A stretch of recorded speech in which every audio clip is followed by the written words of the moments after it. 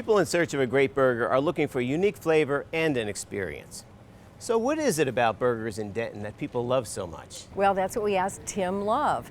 He's a nationally known Texas-born chef who's appeared in publications from everything from the New York Times to Southern Living, and of course he's appeared on the Food Channel. A lot of people know who he is. His latest venture is right here on East Hickory. It's called the Love Shack, and that's where we sat down with this local boy who's come home. Love Shack is a place to have fun, really. I created Love Shack because of A, we had a need for all this scrap of beef tenderloin we had at Lonesome Dove. And B, I wanted to have a place that was purely designed for fun, and that's what Love Shack's all about. You come in, have great cocktails, cold beers, and it's a tremendous burger and live music. It's just a spot that I want to hang out at, at any point in the day. It could be, lunch, it could be dinner, it could be late night, and not expensive. Why Denton? Well, it's my hometown. It's kind of a gift to my mother in a way. She always gets mad I don't visit her enough, so I figure if I put a restaurant in my hometown that I come home a little more often, which is true. Seems like a good plan. Yeah, so I take her out to lunch and things like that. She's got her own bar stool here. Excellent. So, yeah, it's great. Excellent. The restaurant business is very competitive, right? Yeah, it is competitive. To be successful in the restaurant business, you got to have some sort of competitive edge and be a little bit more forward thinking than the rest of the competition. So as an entrepreneur, how do you go about that research? Just understanding what other people are doing with food and how they're maneuvering ingredients. And some people think that, it's just a burger joint. Well, you may learn one day how to pickle something a little bit better than you pickled it before to create a better pickle. Or how to create a softer bun for the bread, or having the basics and understanding how to manipulate ingredients and understanding what hospitality is. You always want to do things for people, not to people. I think is a big deal. And if you can really conceptualize that, it changes the way the restaurant feels as you walk through it. You come at this from sort of two sides. You've got the business side because you've got the finance and marketing degree, and you've got the love of cooking. Which came first and how do they fit together?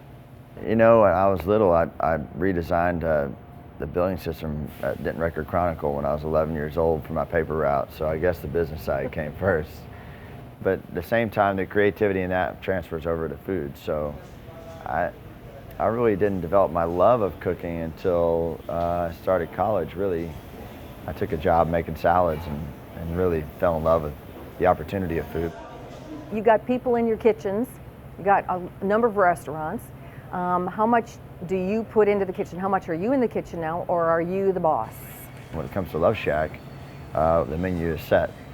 So the only time we really have any issues is if the produce is coming in wrong or the meat isn't being processed on time. So I'll step in on that, but I walk through the kitchens of every restaurant at a minimum twice a week. How important is your staff, the people you hire, to the success of the restaurant? The staff is the most important thing, period. I think that's true in any business. If you don't have good people who believe in what they're doing or are happy about what they're doing, then you're worthless. So without my staff, I'm nothing.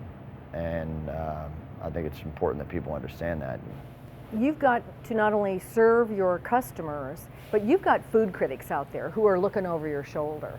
How does that play into how you feed the masses there? When you first open a restaurant, like when I opened my very first restaurant in 2000, I was a nobody. So it's a different critic that walks in and looks at my restaurant then than now. Now I've got national TV shows and all kinds of PR happening, and I do festivals, and so now the critic walks in with a different mindset. And in a way, that's kind of a pain in the butt, but at the same time, it's good because it makes me elevate my game every time too. You're an entrepreneur. You're a risk taker, right? Yeah, I'll put it all on black anytime. What's the biggest risk you've taken? For sure, opening my first restaurant. There was a festival happening right in front of Lonesome Dove. So we had a beer booth there, and we sold about $12,000 worth of beer, and that's the only reason why we could open. When we opened the doors, we had no money, $0. So that was definitely the biggest risk I've ever taken. I mean, you take risks every day. Every day you wonder if anybody's going to come through the door. So you gotta.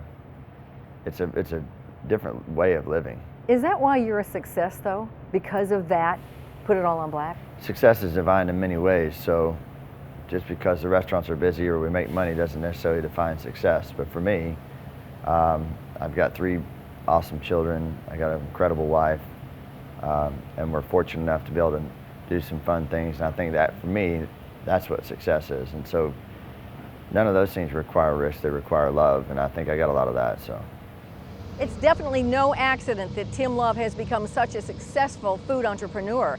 He's put a lot of thought, research, and risk-taking into his ventures. Well, and some great recipes too.